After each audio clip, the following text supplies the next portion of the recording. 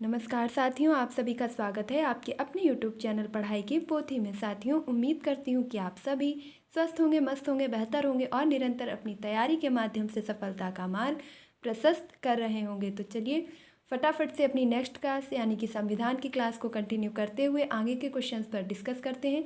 बिना समय व्यर्थ किए सीधे अपने कंटेंट पर चलते हैं। कम समय में बेहतर कंटेंट के लिए पढ़ाई की पोथी को सब्सक्राइब करना बिल्कुल भी ना भूलें। आज का जो हमारा पहला प्रश्न है वह है, मुख्यमंत्री को उसके पद एवं गोपनीयता की शपथ दिलाई जाती है। जो भी मुख्यमंत्री होते हैं राज्यों के, उन्हें किसके द्वारा शपथ दिलाई जाती है? तो आपका आंसर हो जाएगा संबद्ध राज्य के राज्यपाल। इसका जो अर्थ है वह यह होगा कि किसी भी राज्य के मुख्यमंत्री को उसकी शपथ, पद व गोपनीयता की शपथ दिलाने वाले राज्यपाल होते हैं और वह राज्यपाल उस राज्य के ही राज्यपाल होते हैं। लेकिन एक चीज़ और याद रखेंगे कि जो राज्यपाल हैं वह आपके एक से अधिक राज्यों के भी राज्यपाल हो सकते हैं। जैसे वर्तमान में आपकी राज्यपाल कौन है? तो आनंदीबेन पटेल। नेक्स्ट देखेंगे, प्रथम वित्त आयोग के अध्यक्ष थे। प्रथम वित्त आयोग के अध्यक्ष कौन थे? तो प्रथम वित्त आयोग के अध्यक्ष थे केसी नियोगी। प्रथम वित्त आयोग के अध्यक्ष थे केसी नियोगी। अब वित्त आयोग की बात आई है तो थोड़ा इसके बारे में भी जान लेते हैं। वित्त आयोग का वर्णन संविधान के अनुच्छेद 280 में किया गया है। वित्त आयोग का वर्णन संविधान के अनुच्छेद 280 में किया गया है, जिसके प्रथम अध्यक्ष थे केसी नियोगी। 14वें वित्त आयोग थे एन.के. वाई.बी. रेड्डी और 15वें वर्तमान में कौन है? तो एन.के. सिंह यानी कि नंद किशोर सिंह। कई बार शॉर्ट फॉर्म में नाम लिख करके आता है और कई बार उसका फुल फॉर्म आ जाता है। हम शॉर्ट फॉर्म तो याद कर लेते हैं एन.के. सिंह, लेकिन हो सकता है फुल फॉर्म में नंद किशोर या नंदन किशोर या कुछ भी दे सकते हैं। तो आप याद रखेंगे एन.के. सिंह का जो पूरा नाम है वह है नंद किशोर सिंह। तो वित्त आयोग का वर्णन संविधान के 280 अनुच्छेद में किया गया है। इसके प्रथम अध्यक्ष थे केसी नियोगी, 14वें थे वाई.बी. रेड्डी और वर्तमान में इसके अध्यक्ष हैं एन.के. सिंह। नेक्स्ट देखेंगे, उच्चतम न्यायालय तथा उच्च न्यायालय की कार्यकारी भाषा है। तो उच्चतम न्यायालय और उच्च न्यायालय में जो भाषा कार्य में लाई जाती है वह है अंग्रेजी भाषा। अंग्रेजी भाषा में ही कोर्ट के सारे जो कार्य हैं वो संपन्न किए जाते हैं। अगला देखेंगे, राज्य में कार्यपालिका का प्रधान कौन होता है? इसके पहले के वीडियो में हमने चर्चा की थी कि अनुच्छेद 52 के तहत यह बताया गया है कि देश में एक राष्ट्रपति होगा जो कार्यपालिका का प्रधान होगा। ये बात केंद्र की थी कि केंद्र में जो कार्यपालिका का प्रधान होगा वह राष्ट्रपति होगा। लेकिन यही बात अगर राज्यों के संदर्भ में की जाए तो राज्य में कार्यपालिका का प्रधान राज्यपाल होगा और राज्यपाल को नियुक्त कौन करता है? तो राष्ट्रपति 5 वर्ष के लिए इसे मनोनीत करता है या नियुक्त करता है और यह राष्ट्रपति के प्रसाद पर्यंत यानी कि राष्ट्रपति की इच्छा अनुसार ही कार्य करता है। राष्ट्रपति जब चाहे इसे हटा भी सकता है। अगला प्रश्न देखेंगे, राज्यपाल विधानसभा में आंग्ल भारतीय सदस्य का मनोनयन करता है। जो राज्य, जैसे कि आपने केंद्र में पढ़ा था राज्यसभा और लोकसभा, जिसमें राष्ट्रपति के द्वारा मनोनयन किया जा रहा था और जिसके बारे में मैंने आपको ये भी बताया था कि 104वां संविधान संशोधन हो जाने के बाद से अब कोई भी मनोनयन नहीं किया जा रहा है। इसी प्रकार राज्यपाल विधानसभा और विधान परिषद में मनोनयन करता है, जो कि भी बंद कर दिया गया है। अगला देखेंगे, विधान परिषद में राज्यपाल द्वारा मनोनीत होते हैं। विधान परिषद में राज्यपाल के द्वारा कितने सदस्य मनोनीत होते हैं? तो 1/6 सदस्य। अब 1/6 सदस्य का मतलब ये नहीं कि किसी व्यक्ति का 1/6वां हिस्सा, ऐसा बिल्कुल नहीं है। 1/6 सदस्य का मतलब होता है विधान परिषद में जितनी संख्या है। अब विधान परिषद में संख्या कितनी है? तो हम अगर उत्तर प्रदेश विधान परिषद की बात करें तो वर्तमान में यहाँ पर 100 सीटें हैं, तो 100 का 1/6 जितना निकलेगा लगभग में, उसमें से जो सदस्य निकलेंगे उन्हीं के 1/6 सदस्य संख्या को राज्यपाल के द्वारा मनोनीत किया जाएगा। राज्यसभा में प्रत्येक 2 साल पर एक अवकाश ग्रहण करते हैं। राज्यसभा में प्रत्येक 2 वर्ष के बाद कितने सदस्य अवकाश ग्रहण करते हैं? जैसा कि मैंने पिछले वीडियो में आपको बताया था कि राज्यसभा और लोकसभा ये एक प्रकार से उच्च सदन और निम्न सदन के रूप में जाने जाते हैं। लोकसभा को हम स्थायी सदन कहते हैं, जबकि लोकसभा को हम अस्थायी सदन कहते हैं, जबकि राज्यसभा को स्थायी सदन कहते हैं, क्योंकि राज्यसभा कभी भी भंग नहीं की जाती है। जबकि यदि लोकसभा राष्ट्रपति चाहे कि कार्यप्रणाली अच्छे से नहीं चल पा रही है तो अनुच्छेद 85 के तहत उसे भंग कर सकता है। फिर प्रश्न यदि पूछा जाए कि राज्यसभा का कार्यकाल कितना है, तो राज्यसभा का कोई कार्यकाल नहीं है, लेकिन हाँ, राज्यसभा के सदस्यों का कार्यकाल 6 वर्ष का होता है। इनमें से प्रत्येक 2 वर्ष बाद 1/3 सदस्य, यानी कि जो सदस्य संख्या है उसका 1/3 सदस्य संख्या जो निकलेगी, उतने सदस्य प्रत्येक 2 वर्ष बाद अपना अवकाश ग्रहण कर लेते हैं और इसी प्रकार नए सदस्यों को उसमें मौका मिलता रहता है। तो राज्यसभा कभी भी विघटित नहीं होती है, यह एक स्थायी सदन है। इसे उच्च सदन के नाम से भी जाना जाता है। राज्यसभा का अध्यक्ष कौन होता है, तो स्वयं उपराष्ट्रपति होते हैं। इतनी चीज़ें आप राज्यसभा के बारे में याद रखेंगे और फिर से रिकॉल करेंगे। देखिए, रोज़ रोज़ बोलेंगे, रोज़ रोज़ पढ़ेंगे तो ज़रूर याद हो जाएगा। राज्यसभा का वर्णन अनुच्छेद 80 में किया गया है और लोकसभा का वर्णन अनुच्छेद 81 में किया गया है। नेक्स्ट देखेंगे, धन विधेयक प्रस्तुत किया जाता है। जो धन विधेयक है इसका वर्णन संविधान के किस अनुच्छेद में किया गया है, फटाफट से बताएंगे। बहुत बार बता चुकी हूँ कि धन विधेयक का वर्णन संविधान के अनुच्छेद 110 में किया गया है और जिसके तहत जो धन विधेयक है वह केवल लोकसभा में ही प्रस्तुत किया जाएगा और कोई विधेयक धन विधेयक है या नहीं है, इसका जो संपूर्ण निर्णय है वह लोकसभा अध्यक्ष के द्वारा ही किया जाएगा। अगला प्रश्न देखेंगे, राष्ट्रपति जिनकी मृत्यु अपने कार्यकाल के दौरान हुई थी। तो ऐसे राष्ट्रपति जिनकी जो मृत्यु थी वह उनके कार्यकाल के दौरान ही हो गई थी, यानी कि जब वह राष्ट्रपति के पद पर थे तब उनकी मृत्यु हुई थी। तो ऐसे राष्ट्रपति थे जाकिर हुसैन और फखरुद्दीन अली अहमद।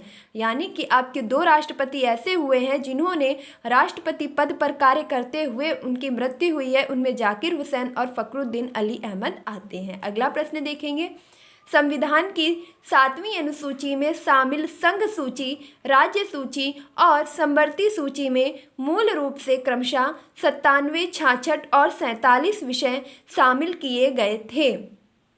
प्रश्न काफ़ी लंबा है, इत्मीनान से समझेंगे। किंतु संविधान संशोधन के जरिए प्रत्येक सूची में कुछ नए विषय जोड़े गए हैं और कुछ विषयों का लोप किया गया है। लोप मीन्स हटाया गया है, किंतु उनका क्रमांकन यथावत रखा गया। लेकिन उनका जो क्रम से अंकन था वह एक जैसा ही रखा गया, पहले जैसा ही रखा गया। जैसे सेवा कर को केंद्रीय सूची के 92A के रूप में शामिल किया गया, तदनुरूप औपचारिक तौर पर संघ सूची, राज्य सूची और समवर्ती सूची में शामिल विषयों की क्रमशः नई संख्या है। इस इतने बड़े प्रश्न का सिर्फ एक ही छोटा सा मोटिव है कि 7वीं अनुसूची में किसका वर्णन किया गया है, तो संघ सूची, राज्य सूची और समवर्ती सूची। यानी कि केंद्र और राज्य के बीच शक्तियों का बंटवारा करने के लिए 3 अनुसूचियां बनाई गई, संघ सूची, राज्य सूची और समवर्ती सूची। संघ सूची पर संघ सरकार यानी कि केंद्रीय सरकार कानून बनाएगी, राज्य सूची पर राज्य सरकारें कानून बनाएंगी और समवर्ती सूची पर दोनों सरकारें मिल करके कानून बनाएंगी, जिसमें संघ सरकार की जो शक्ति है वह अधिक रहेगी। इसमें आगे यह कहा गया कि जो संघ सूची है उसमें पहले 97 विषय थे और राज्य सूची में 66 विषय थे और समवर्ती सूची में 47 विषय थे। लेकिन संविधान संशोधन के उपरांत कुछ अन्य संविधान संशोधन किए गए और जिसके बाद नई कुछ अनुसूचियों को शामिल किया गया और कुछ अनुसूचियों को हटा दिया गया। तो वर्तमान में संघ सूची, राज्य सूची और समवर्ती सूची में विषयों की संख्या कितनी है, तो वर्तमान में जो संघ सूची है उसमें विषय हैं 98 और राज्य सूची में है 62, समवर्ती सूची में है 52। यहाँ पर थोड़ा सा और करेक्शन कर लेंगे कि वर्तमान में इस समय अगर बात की जाए, क्योंकि ये प्रीवियस ईयर क्वेश्चंस है, मैं पहले ही बोल चुकी हूँ ये प्रीवियस ईयर क्वेश्चंस मैं यहाँ सॉल्व करवा रही हूँ। तो वर्तमान में इस समय अगर 2022 के आज की डेट में मैं बात करूँ कि संविधान की संघ सूची, राज्य सूची और समवर्ती सूची में कितने विषय हैं, तो वह हैं, संघ सूची में कुल विषय हैं 100। देख लीजिएगा, संघ सूची में वर्तमान में कुल 100 विषय हैं वहीं अगर राज्य सूची की बात की जाए तो राज्य सूची में 61 हैं, यानी कि एक विषय आपका कम कर दिया गया है। 61 विषय दिए गए हैं संघ सूची में कानून बनाने के लिए, और जो समवर्ती सूची है उसमें 52 के 52 विषय ही सम्मिलित रखे गए हैं। यानी कि अगर मैं कहूँ कि वर्तमान में संघ सूची, राज्य सूची और समवर्ती सूची में कितने विषय हैं, तो संघ सूची में 100 और राज्य सूची में 61 और समवर्ती सूची में 52 विषय हैं। नेक्स्ट देखेंगे, जम्मू कश्मीर का संविधान कब लागू हुआ? तो जम्मू कश्मीर का जो संविधान है वह लागू किया गया था 1957 यानी कि 1957 में। नेक्स्ट है, मौलिक अधिकारों में संशोधन किया जा सकता है। जो हमारे मौलिक अधिकार हैं जिनका जो वर्णन है संविधान के भाग 3 अनुच्छेद 12 से 35 तक किया गया है, जिन्हें अमेरिका के संविधान से लिया गया है, और उन्हें भारत में जो संविधान का मैग्ना कार्टा है वह किसे कहा जाता है? तो मौलिक अधिकारों को ही संविधान का मैग्ना कार्टा भी कहा जाता है। इसमें जो संशोधन है वह किसके द्वारा किया जा सकता है? तो संसद के द्वारा, स्वयं संसद के द्वारा ही हमारे मौलिक अधिकारों में किसी भी प्रकार का परिवर्तन किया जा सकता है।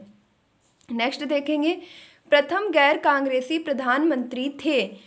ऐसे कौन से प्रधानमंत्री थे जो गैर कांग्रेसी थे? तो प्रथम गैर कांग्रेसी प्रधानमंत्री थे मोरारजी देसाई। मोरारजी देसाई प्रथम गैर कांग्रेसी प्रधानमंत्री थे। और मोरारजी देसाई के नाम एक और रिकॉर्ड है कि सबसे अधिक बार बजट पेश करने वाले कौन वित्त मंत्री थे? तो सबसे अधिक बार बजट पेश करने वाले भी मोरारजी देसाई थे, और इन्होंने अधिकतम 10 बार बजट प्रस्तुत किया था। संविधान की कुंजी किसे कहा जाता है?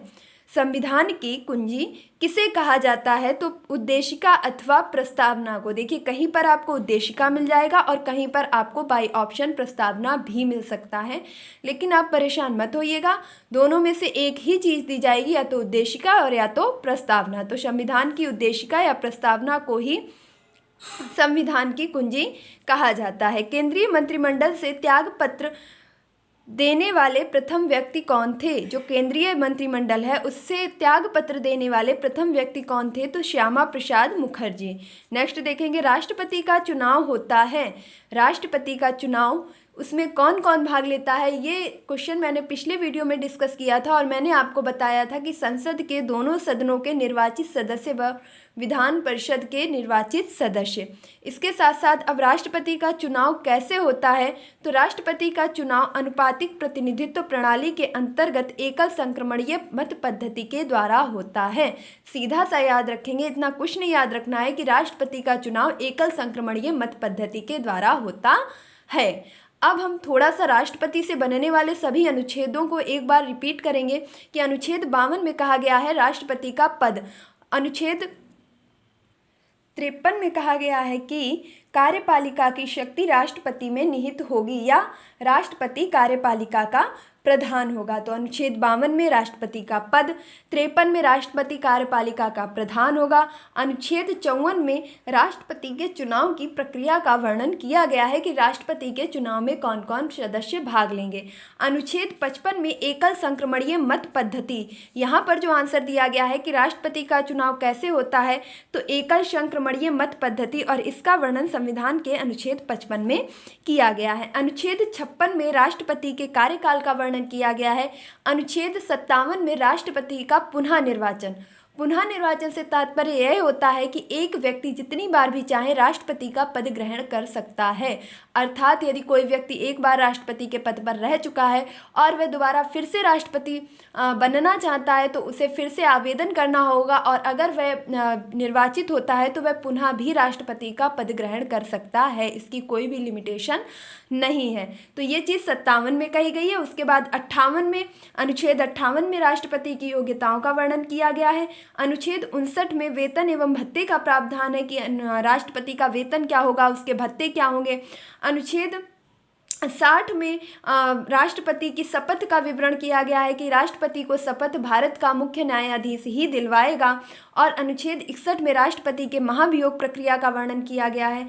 इसके साथ साथ अनुच्छेद जो राष्ट्रपति से ही रिलेटेड है वह आ जाता है अनुच्छेद 123, जिसमें अध्यादेश जारी करने की शक्ति राष्ट्रपति को दी गई है। और अनुच्छेद 85 के तहत वह अनुच्छेद 85 के तहत यदि राष्ट्रपति किसी भी प्रकार से गतिरोध उत्पन्न होता है तो सत्रावसान कर सकता है, यानी कि जो संसद है उसमें लोकसभा को भंग कर सकता है, मीटिंग नहीं करवाएगा। और अनुच्छेद 108 के तहत राष्ट्रपति संयुक्त अधिवेशन बुला सकता है। अनुच्छेद 72 के तहत जो राष्ट्रपति है वह किसी भी व्यक्ति को क्षमादान दे सकता है जिसकी सेवाएं भारत के काम आने वाली हो। तो इस प्रकार से राष्ट्रपति से जितने भी संबंधित अनुच्छेद थे उन्हें हमने एक बार रिकॉल किया। अब चलते हैं अपने नेक्स्ट क्वेश्चन पर। दल बदल विरोधी अधिनियम कब पारित किया गया? तो देखिए, मैं एक बात इतना बार बार क्यों बोलती हूँ कि आप रिवीजन कीजिए, क्योंकि मैं कोई भी क्वेश्चन अगर दोबारा आता है वीडियो में तो ये कभी नहीं सोचती हूँ कि ये मैंने आपको पिछले वीडियो में करवाया था तो ना करवाऊँ, क्योंकि जितने बार आप बोलेंगे, जितने बार आप सुनेंगे, उतने बार आपका माइंड क्लिक करेगा और आप उस चीज़ को कभी भी नहीं भूलेंगे। सुनते सुनते ही आपको बहुत सी चीज़ें याद हो जाएंगी। ऐसा मेरे साथ भी होता है और यकीन मानिए आपके साथ भी होगा।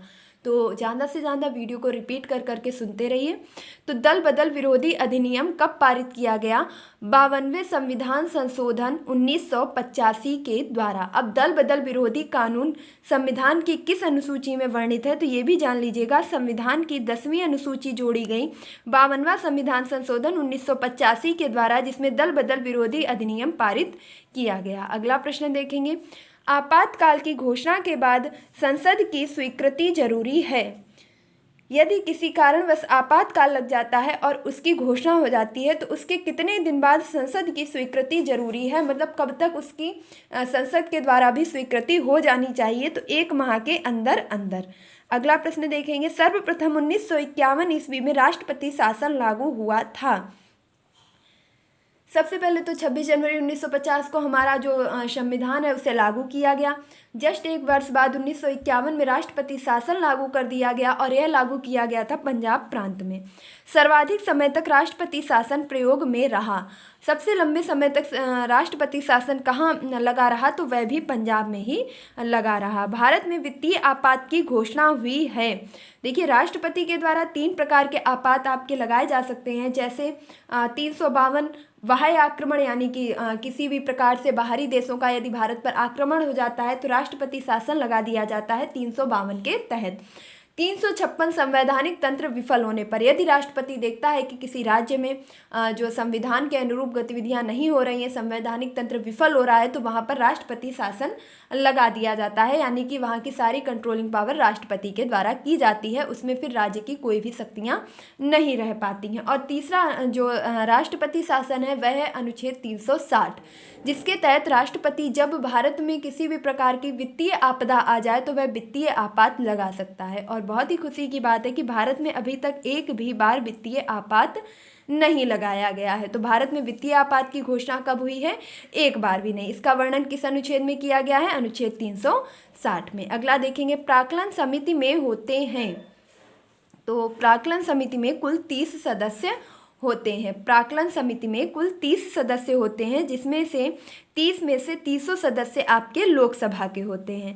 लोक लेखा समिति में कितने सदस्य होते हैं? तो लोक लेखा समिति में कुल 22 सदस्य होते हैं, जिसमें 15 सदस्य लोकसभा के और 7 सदस्य राज्यसभा के होते हैं। एक और प्रश्न याद रखेंगे कि कई बार पूछा जा चुका है कि किन समिति को जुड़वा बहन के नाम से भी जाना जाता है? किस समिति को जुड़वा बहन के नाम से भी जाना जाता है? तो लोक लेखा समिति और प्राक्कलन समिति को जुड़वा बहन के नाम से भी जाना जाता है। लोक लेखा समिति और प्राक्कलन समिति को जुड़वा बहन के नाम से भी जाना जाता है। अगला प्रश्न देखेंगे। सरकारी उपक्रम समिति में कितने सदस्य होते हैं? तो सरकारी उपक्रम समिति में 22 सदस्य होते हैं। इसमें भी 15 लोकसभा के, 7 राज्यसभा के तथा 1 चुनाव द्वारा जो है निर्वाचित किया जाता है। तो प्राक्कलन समिति में कुल 30 सदस्य सभी लोकसभा के, लोक लेखा समिति में 22 सदस्य 15 लोकसभा के, 7 राज्यसभा के, सरकारी उपक्रम समिति में भी 22 सदस्य 15 लोकसभा के और 7 राज्यसभा के। भारत में सर्वप्रथम पंचायती राज लागू हुआ। भारत में सर्वप्रथम पंचायती राज व्यवस्था कहाँ पर लागू की गई? तो यह सबसे पहले तो जान लें लागू की गई थी नागौर राजस्थान में। कब लागू की गई थी? तो 2 अक्टूबर 1959 को। 2 अक्टूबर 1959, 2 अक्टूबर 59 को नागौर राजस्थान में सर्वप्रथम पंचायती राज व्यवस्था लागू की गई थी। अगला प्रश्न देखेंगे, भारत में पंचायती राज व्यवस्था शुरू किया गया, जो भारत में पंचायती राज व्यवस्था है वह कितने स्तरीय है? तो वर्तमान में भारत में त्रिस्तरीय पंचायती राज व्यवस्था है। त्रिस्तरीय पंचायती राज व्यवस्था का अर्थ होता है कि जो हमारा सिस्टम है न्याय पंचायत का, वे 3 स्तरों में है। सबसे पहले ग्राम पंचायत, फिर क्षेत्र पंचायत और फिर जिला पंचायत। और इन त्रिस्तरीय सिस्टम को देने वाले थे बलवंत राय मेहता समिति की रिपोर्ट के आधार पर। तो भारत में जो पंचायती राज व्यवस्था है वह त्रिस्तरीय पंचायती राज व्यवस्था है। किसके द्वारा लाई गई थी? तो बलवंत राय मेहता समिति के द्वारा। एक 2 स्तरीय पंचायती राज व्यवस्था भी आई थी और जो लाए थे अशोक मेहता जी। नेक्स्ट देखेंगे, नगर निगम की स्थापना सर्वप्रथम कहाँ की गई थी? तो मद्रास में 1687 में सर्वप्रथम नगर निगम की स्थापना की गई थी। मद्रास में 1687 में सर्वप्रथम नगर निगम की स्थापना की गई थी। और नगर निगम का वर्णन संविधान की किस अनुसूची में है? अनुसूची नंबर 12 में। वर्तमान में अनुसूची 12 में कुल कितने विषय प्रदान किए गए हैं? तो 18 विषय। नेक्स्ट देखेंगे, प्रश्नकाल के ठीक बाद के समय को क्या कहते हैं?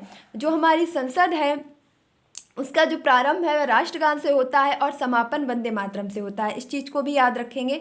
उसमें जब प्रश्नकाल के ठीक बाद वाला समय आता है उसको कहते हैं शून्यकाल। प्रश्नकाल के ठीक बाद वाले समय को शून्यकाल कहते हैं। और इस शून्यकाल की जो टाइमिंग है वह 12 से 1 है या 1 से 2 है या 11 से 12 है। इस चीज़ को आप मुझे कमेंट बॉक्स में ज़रूर बताएंगे। मैं उम्मीद करती हूँ कि आप इस क्वेश्चन का आंसर ज़रूर बताएंगे कि शून्यकाल का जो समय अवधि है वह कितने से कितने के बीच होती है। तो ये थे आपके संविधान से बनने वाले कुछ most important previous year questions. उम्मीद करती हूँ कि आपको वीडियो ज़रूर पसंद आया होगा। ये क्वेश्चन भी आपको काफ़ी हेल्पफुल लगे होंगे। अगर आपको यह वीडियो थोड़ा सा भी अच्छा लगा है, पसंद आया है, तो प्लीज़ इस वीडियो को लाइक कीजिए। और अगर आप चैनल पर नए हैं तो इसे फटाफट से सब्सक्राइब कीजिए ताकि आगे आने वाले वीडियो के सभी नोटिफिकेशन आपको मिल सके और आप कम समय में बेहतर रिवीजन के साथ अपनी तैयारी को एक नई दिशा तक पहुंचा सकें। और इसके साथ साथ आप किसी भी एग्ज़ाम की तैयारी कर रहे हो, इवन आप पुलिस की, एसएससी जीडी की, रेलवे की, कांस्टेबल की या TET, super TET, C TET, किसी की भी तैयारी कर रहे हो, पॉलिटी आपका ऐसा सब्जेक्ट है जो सभी में पूछा जाता है। तो इसे तैयार करना और इसका रिवीजन करना मोस्ट इंपॉर्टेंट है। उम्मीद करती हूँ कि आपने अभी तक चैनल को जरूर सब्सक्राइब कर लिया होगा। मिलते हैं अपने नेक्स्ट वीडियो में। तब तक के लिए खुश रहिए, मस्त रहिए, पढ़ाई में निरंतरता बनाए रखिए, अपने माता पिता गुरुजनों का सम्मान कीजिए और पढ़ाई की पोथी का सपोर्ट कीजिए। धन्यवाद।